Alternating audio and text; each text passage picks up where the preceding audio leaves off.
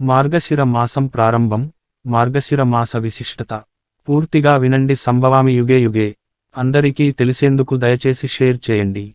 మార్గశిర మాసం విశిష్టత. శ్రీ మహావిష్ణువుకు ఇష్టమైన మాసం. మాసానాం మార్గశీర్షం.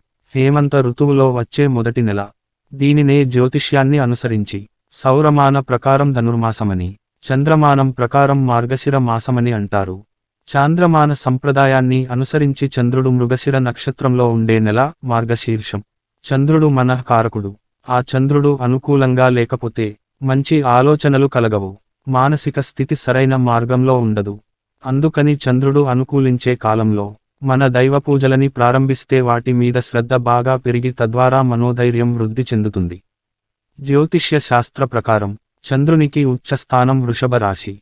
మృగశిర నక్షత్రం వృషభ రాశికి చెందినది కావున చంద్రుని సంపూర్ణ అనుగ్రహం ఉండి దైవ కార్యాలని